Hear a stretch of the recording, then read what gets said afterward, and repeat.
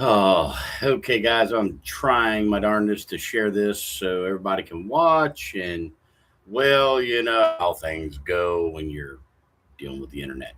And I'm really not liking my internet right now. It's being really stupid here. Sorry, guys. I don't know what's going on. Could be, I think we got some storms coming or whatever. Um, I want to talk about the VOH. I want to talk about what happened last night with Brandon and the VOH itself. You know, I'm probably gonna get some backlash and get some people pissed off, and they're gonna want to message me and talk shit. But this is exactly why I do what I do.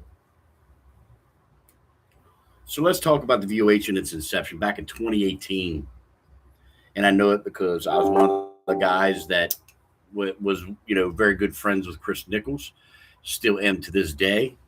Chris Nichols is a brother of mine. He's a friend of mine, and I love him and respect him. And all those years ago, there was a disagreement between himself and BTB, and he felt that it was time for a change, and he went and created VOH. Oh my goodness! Sorry guys, this computer is being a dick tonight. And when he did that, a crew of folks followed him, and I understood that. You know what I mean? A lot of people did. Now, let me clear a misconception that a lot of people have said over the years about old school and the VOH. Well, you left the VOH. Talk about that. Shall we? We fucking shall. Yeah. So I went to the VOH to help Chris Nichols out for his first PLE, whatever they called it back then, live event. They put me in a tag team match, and Chris asked me to do him a favor and tag up with Joshua Penrod. I didn't know Josh real well, and well, I was willing to do what the boss asked. Some folks need to learn that. So I did, and it was a miserable tag team.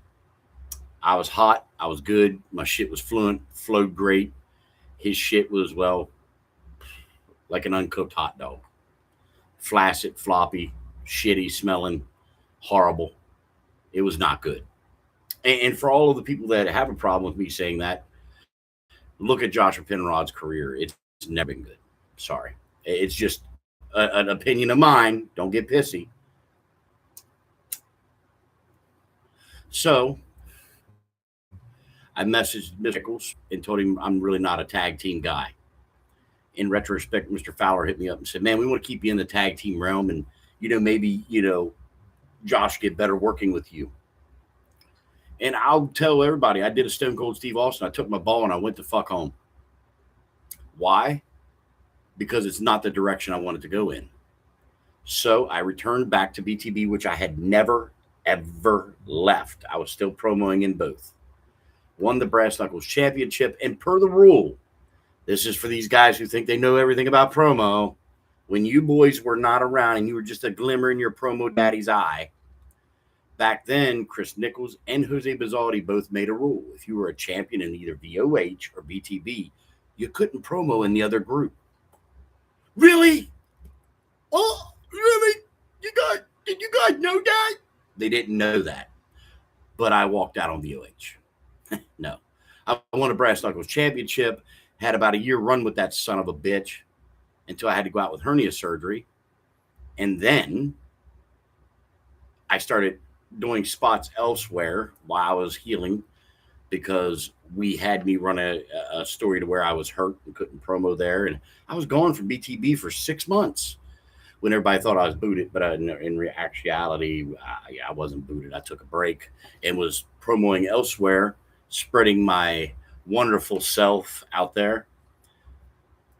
So then I come back to the VOH on a guest spot against a guy named Ricky Spock, RB1 something or whatever.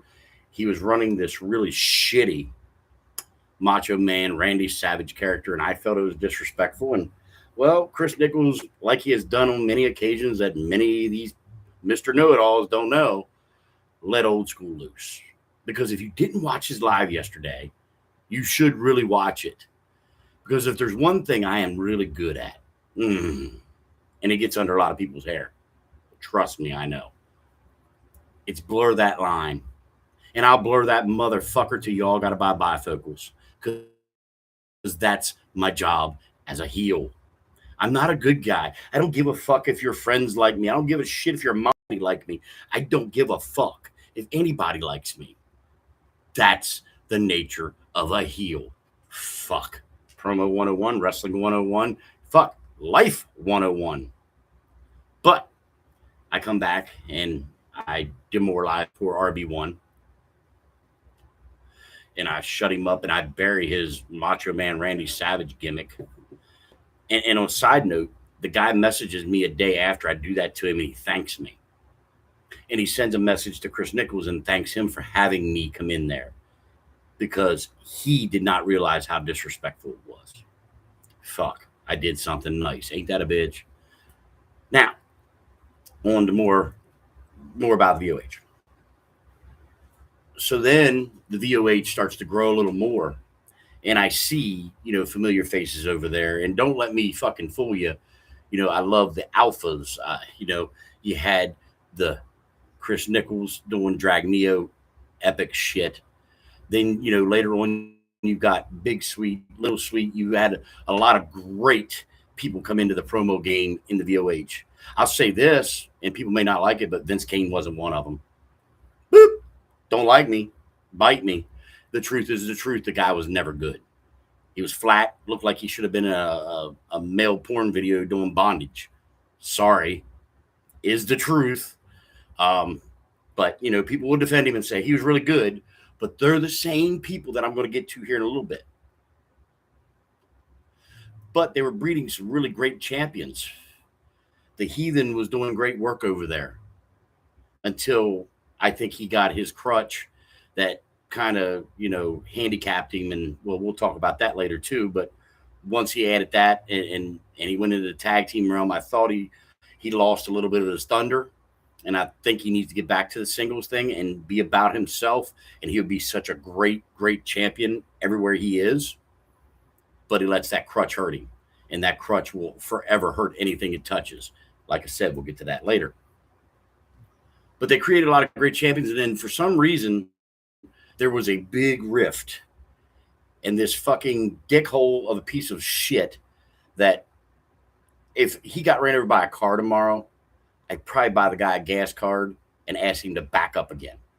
And that was that duck fuck. Created his group and stole a lot of talent.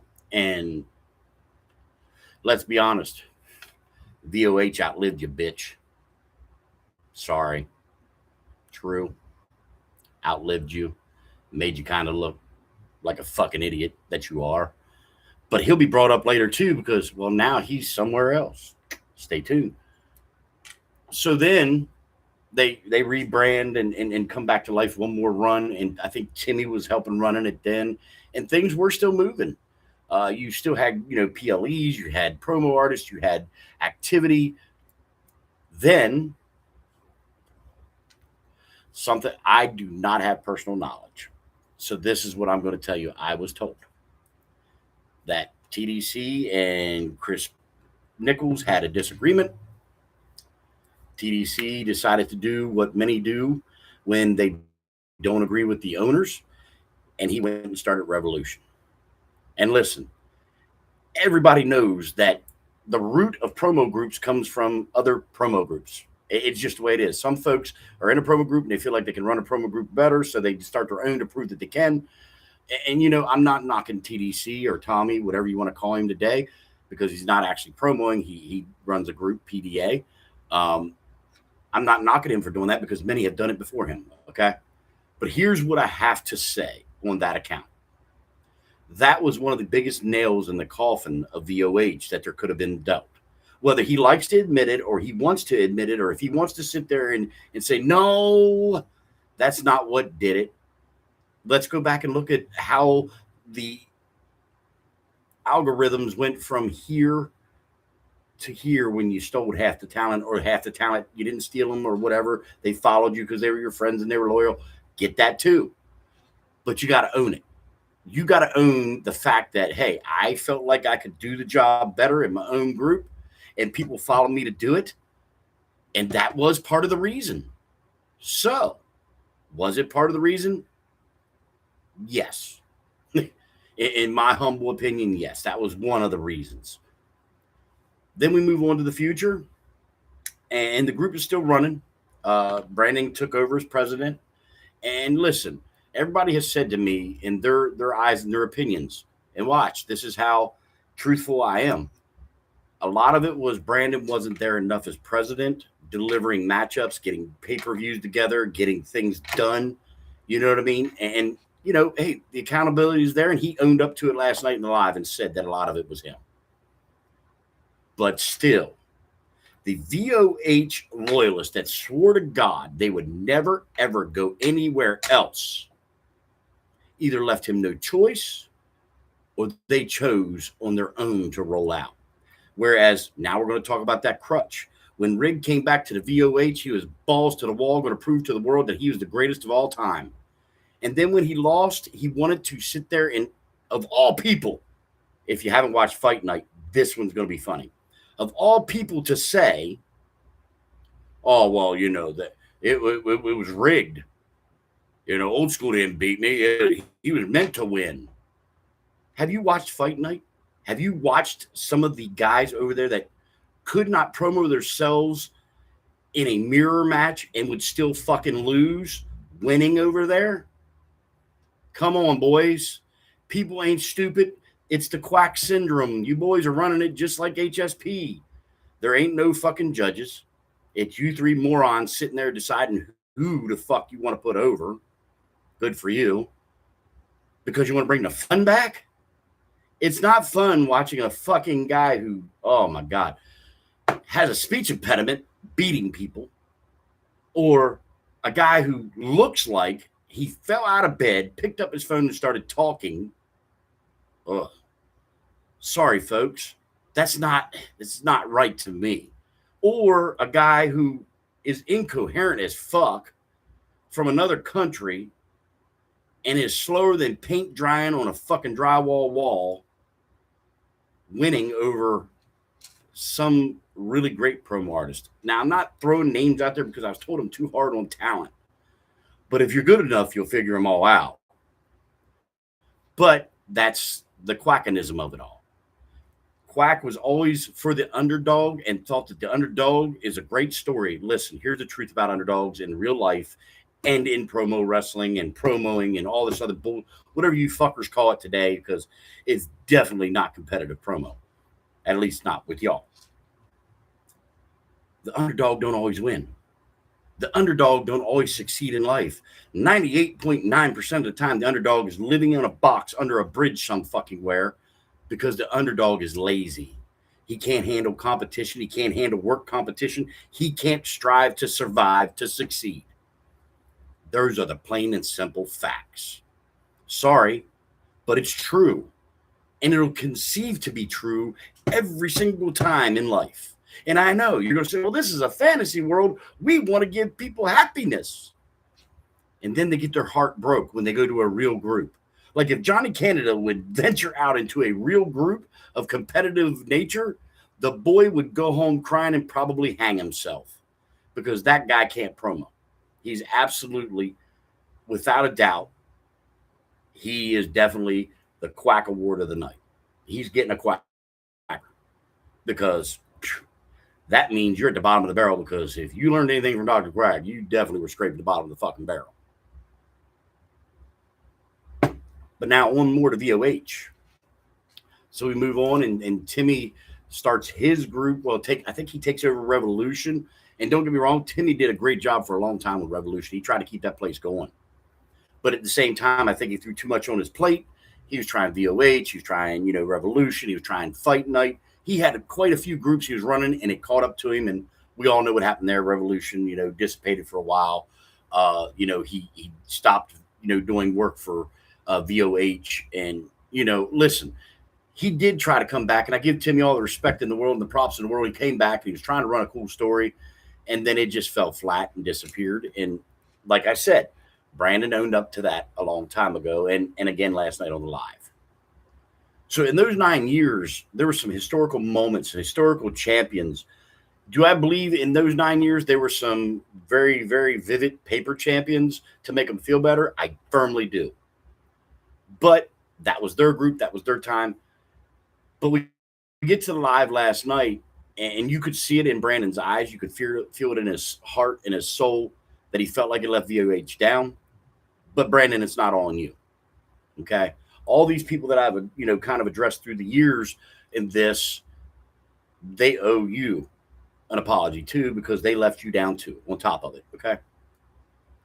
When you claim to be great, and you have to get removed from the group because you're claiming it's rigged, and you're running a rigged group yourself, and all that shit, then you show your true colors.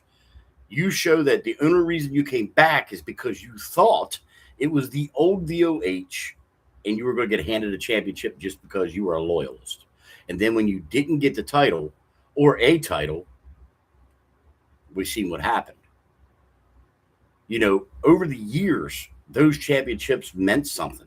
Over the years, those championships were one of the you had the BTB World Heavyweight title, and then you had this belt sitting beside me, and that's the KOP. They were the two top grand prizes in this industry, and I'll say it today, and I even own PPF, but check this out, I'll say it today. They are still the two top championships in the fucking industry. There isn't one higher than either of them. And guess what? For all the fucking people that don't like old school and don't care for old school, I'm the motherfucker that held them both last, and none of you could take them from me. And there's a reason I did that, because I wanted to show that the fake ass motherfuckers trying to play promo artists today are a fucking joke, that they can't compete in real streamlined promoing today. What they can compete in is, hey, Bob, write me a story and let me know if I'm winning or losing, so I don't put a lot of fucking effort in. That's what the fuck you're seeing today. And I'm calling them all out, and I'm daring them all to try competitive promo one more fucking time. But be ready. You're going to get upset. You're going to get your fucking feelings hurt. You're going to be pissed off because you're not as good as you fucking think you are. And that's why you're where you are. Now, like I said, I hold no angst towards any of these people that created groups out of the blood of VOH, because groups were created out of the blood of BTB and out of the blood of PPF even, which is, by the way, on its 6th year. No drama, sucker free, kicking ass, taking names. For a guy who's toxic, we sure are doing well. By the way, we will have a beautiful promoversary on YouTube. Check it out. Watch real competitive promoing. August 28th, promoversary. There's nothing better out there on the map right now when it comes to competitive promo. But now back to last night, and Brandon pretty much saying that the doors were closed. While some folks in this world of promo really don't understand the gravity of it closing, and you tell them that it's closed, they're like, okay, that's the people that are disconnected with promo and that probably shouldn't be in the promo world, because this means a lot to guys like myself, the Chris Nichols, the Jose Bazaldis, all of us guys who put our time, effort, and money into promo groups, creating championships, time and effort. That's a slap to our face. So for that, I say, fuck you. For that, I say, maybe you shouldn't be in promo because you don't respect it. But I respect Brandon last night because he came out and he took accountability. He gave thanks. And once again, he made a live statement that old school wasn't the toxic one in VOH. Holy fuck. The HHE wasn't the toxic ones in VOH. Holy fuck. We were there doing our job, what he asked us to do. Sorry to tell you that you guys couldn't beat any of us. We took all the championships and pretty much just fucking sat around with them because you're too lazy to come after them. And the group owner at that time wasn't booking shows. So it is what it is. It's just a sad moment to sit here and know that VOH's doors are closed, even though I dropped a promo on there last night. And I'll continue to do every fucking day because it's not closed to me. It's in hibernation because, well, all the little teddy bears went somewhere else. And that's okay because I have a beautiful championship here that, nobody beat me for. They're going to stay with me. The other champions of VOH will go down in history as the last champions in that category while all these greats claim to be the icons, the legends, the ones that could be untouchables and all that stuff, we hold the last denomination of those championships, and that should piss you off. It really should. But it don't, because a lot of you don't care. And it's been seen and proven that you don't understand or care. So Brandon, Chris Nichols, Chris Fowler, Alpha, all those guys that put in the hard work to rise the VOH up. And people ain't go like this one, but Jimmy Warner, he's not in promo world no more. But back then, that guy was a part of the VOH inception. One of the first VOH champions, I do believe. So you got to give the guy respect as a promo artist for what he did in VOH to help it birth. So for me tonight, it was kind of getting on here and saying, what I felt was the true death of VOH. And it was in a long span of a long line of things that people just didn't understand was going to happen regardless. There's always that one guy who feels like, man, I can run a promo group. I'm pretty damn good. I think I can run a group. And let's be honest, some of them, hey, successful for a while. Some of them did really well. But here's the one that kicks them all in the dick. VOH lasted longer than those inceptions did. Okay? The original inceptions that died, VOH outlasted them. So was it really VOH, or was it the guys who left VOH to start their own path? That's another question for another day of Coffee with Old School. But that's my question to you all. Did it die because you guys succeeded? Or did it die because you left to try to succeed and didn't get it done? I mean, I got it done. PPF, August 28th, promoversary. Live on YouTube. But, these days is tough to have a promo group. These days is tough for a promo group to survive because, I said it earlier and I'll say it again. There's too many people playing promo artists and being told, hey, man, you're going to be one of the greats. You're going to the top, and I've used Johnny Canada as an example. Jesus God. If he's Canadian, I got to call a couple of my Canadian friends. They'll probably disown the Canadian fucking flag if they see this guy. But, I beat a Canadian for my first world title, and that motherfucker was a legend. Shout out to Conceited. Jamie Klomp. Hope you're doing well. But this guy, the only thing legendary about him is when he turns off the fucking camera and gets quiet. That's peaceful bliss. Just being real with you. Ugh. I watched him do a hype the other day. He got 3 words in, had to fucking take a breath. Somebody might want to go see a doctor. Anyway, enough of that bullshit. I just wanted to address the VOH stores closing because I respect a company like the VOH. I respect the people that started the company. I respect the promo artists that came and birthed out of that company, whether people like it or not. We got some great people out there. Chris Champion, one of the greatest KOPs in the industry. I don't care. He's great. Some people say Mad Anarchy. They like him. I didn't, but you got Mad Anarchy out of it. Mikey Bada Bing, that guy, if you never saw him, he was fucking phenomenal. Great talent. I could go on for days. Big Sweet came from the VOH. That's where he first was found. So we owe a lot to the VOH for a lot of the promo artists that we did get. And even the guys that people think I hate, like the TDC, he came out of there and he became something, pretty damn great of the VOH. He's in the history books. You can't deny it. So, I sit here and I struggle with wanting to be the old school I am and sit here and just spit in all their faces, but you got to pay them respect and say, hey, they are the reason the VOH lived for a while, but they also got to take accountability that they're part of the reason it didn't. And I understand a lot of them said, hey, Brandon didn't give cards. Brandon wasn't booking. So we moved on to where we could get booked and all. That is 100% understandable. And I get it. But when people say, hey, the reason it went down a little bit is because you left and started your own group, you should say that. And that's accountability. That's not you denying that, hey, fuck that. I didn't have nothing to do with it. You somewhat did own up to it. And that's all the world needs. You know what I mean? You don't have to now because, well, fuck, it's closed now. But, out of respect for the VOH, we all want to pay our respects and do it the right way. So for me, it's a finality that should have never happened because I was over there waiting for challengers. I called out champions of the past, wanted them to come back and challenge me for the KOP to prove that they were better than me. And nobody did it, nobody bit, and hey, that's on them. They could have had some great matches with me. I would have had fun with them. Would they win? Highly doubted, but we would have gave it a good old go. You get what I'm saying? So for me, I'm going to say this in the closing of this: VOH did not die a horrific death. It died a peaceful death as of right now, because they're not saying it's dead forever, but it died a very, very comfortable death. It had some of the greatest promo people in the industry holding its championships uncontested. Was it because they didn't like Brandon, or was it because they feared the competition?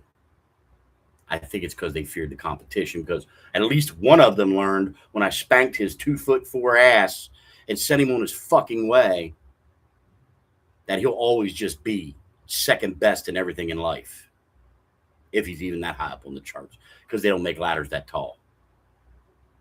So for the ones that believe that the HHE and myself are responsible for the death of the VOH, go look in the mirror and understand we were the reason it was still alive for so long.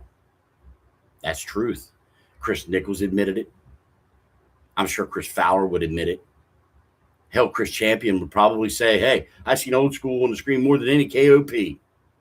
And I was, because I loved the VOH and I was dedicated to the VOH while running my own fucking group. See how that works? You can still run a group and be a promo artist if you're that damn good.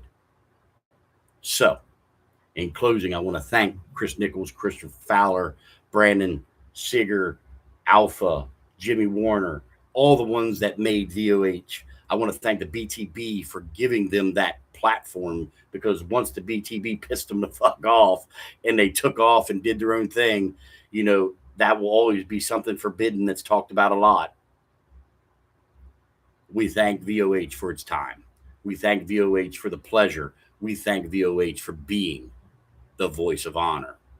So, ladies and gentlemen, that's been Coffee with Old School tonight. I hope you enjoyed it. I enjoyed it. If you don't like it, tough shit. Truth hurts. I'm getting ready to get out of here. I'm going to go enjoy the rest of my night. So I wish you all a very wonderful good night. VOH will live forever, whether people like it or not. Old School out.